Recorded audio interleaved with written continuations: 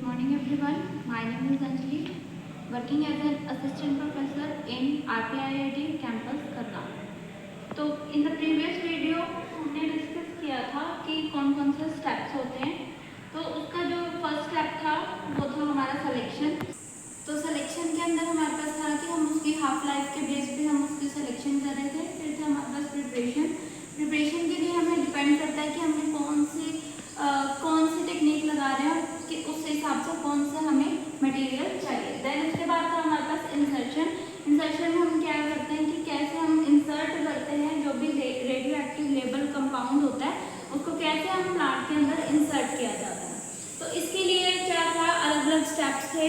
ठीक है, इसके लिए हमें स्पेसिफिक टाइम का पता होना चाहिए। स्पेसिफिक टाइम के साथ साथ हमें करेक्ट टाइम भी पता होना चाहिए। ठीक है, इसके बाद क्या आता है हमारे पास कौन कौन से मेथड्स होते हैं। जो सबसे पहला मेथड होता है वो होता है हमारे पास रूट फीडिंग मेथड। तो इसके अंदर क्या होता है, सिंपल सा इसके अंदर होता है कि जो भी हमारा प्लांट है उसकी रूट के अंदर जो है वो हम जो रेडियो एक्टिव लेबल कंपाउंड को जिसको हमने प्रिपेयर करा है उसको हम क्या करेंगे, इसकी रूट वाया रूट इसको हम इंसर्ट करवाते हैं। तो इसके अंदर क्या होता है, यहाँ पे हमारे पास हाइड्रोक्लोरिक सॉल्यूशन होता है और इसके अंदर क्या होता है हमारे पास जो भी हमारा रेडियो एक्टिव लेबल कंपाउंड होता है वो हम इसमें रखते हैं। देन उसके बाद होता है हमारे पास stem feeding method. Stem feeding method के क्या स्टेप रहते हैं, सबसे पहले हम क्या करते हैं, कट किया जाता है स्टेम को।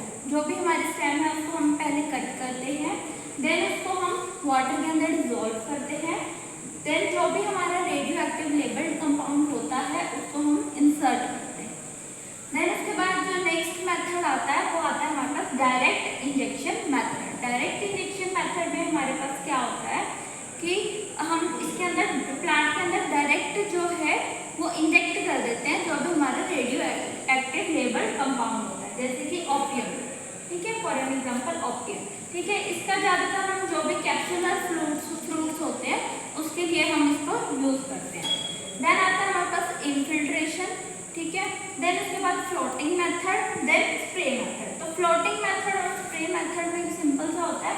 फ्लोटिंग मेथड में हम क्या करते हैं, जो भी हमारा रेडियो एक्टिव लेबल कंपाउंड होता है उसको हम रेडियो एक्टिव लेबल जो कंपाउंड होता है उसको हम एक मतलब जार में रखते हैं। देन इसको जो हम मेनली यूज करते हैं वो किस लिए करते हैं, हम इसमें लीव्स के लिए करते हैं।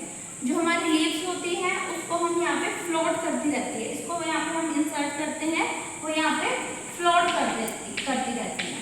तो इसी वजह से इस मेथड का नाम होता है फ्लोटिंग मेथड। देन उसके बाद होता है स्प्रे मेथड। स्प्रे मेथड भी सिंपल सा मेथड होता है।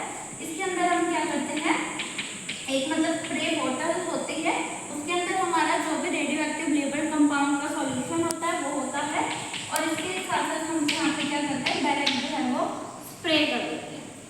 तो ये सारे जो मेथड्स थे वो थे हमारे इंसर्शन के। ठीक है, जो भी हमारी रेडियो एक्टिव लेबल